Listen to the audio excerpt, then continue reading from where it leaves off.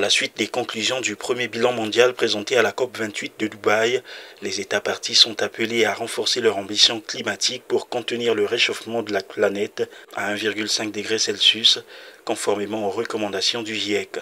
Après la soumission de sa CDN en 2021, la République du Congo passe à la vitesse supérieure. Ce 19 mai à Brazzaville, elle a officiellement lancé le processus de révision de sa contribution déterminée au niveau national, attendu d'ici la fin de l'année 2025. Cette mise à jour constitue une opportunité stratégique pour le pays. Elle lui permettra de mieux orienter ses engagements climatiques et de tirer pleinement profit des investissements liés au développement durable et à la résilience socio-économique.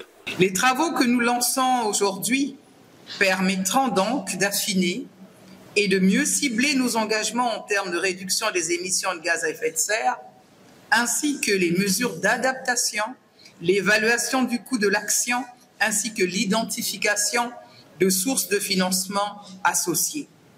Mais nous ne partons pas d'un point zéro. En effet, la CDN de 2021 a permis quelques progrès.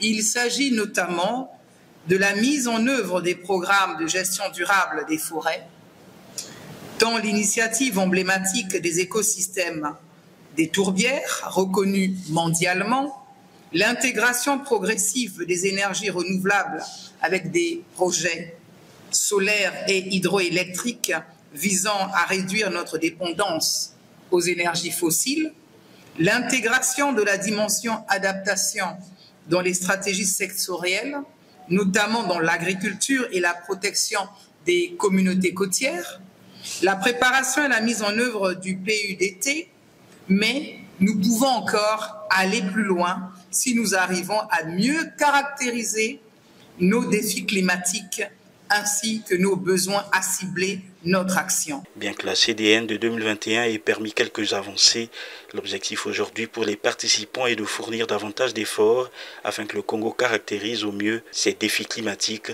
identifie ses besoins réels et cible plus efficacement son action. Il s'agira cette fois-ci notamment de définir des objectifs renforcés en maîtrisant davantage les sources d'émissions liées à la déforestation, en accélérant la transition énergétique et en protégeant les tourbières dont la capacité de séquestration, plutôt de stock, est déterminante pour le climat.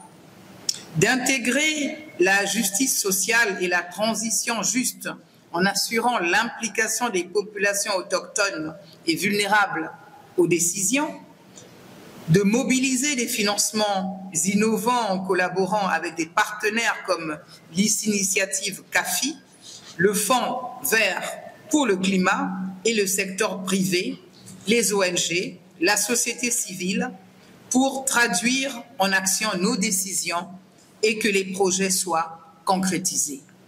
Lors de cet atelier technique, les experts, parties prenantes, responsables techniques, gouvernementaux et partenaires ont examiné le cadre méthodologique et la feuille de route. Une dynamique est ainsi enclenchée pour accélérer l'adoption de solutions concrètes et de modèles de financements innovants en vue de l'élaboration, de la planification et de la mise en œuvre de cette contribution. Le Congo vise une CDN transformatrice et structurante pour un pays résilient, prospère et neutre en carbone.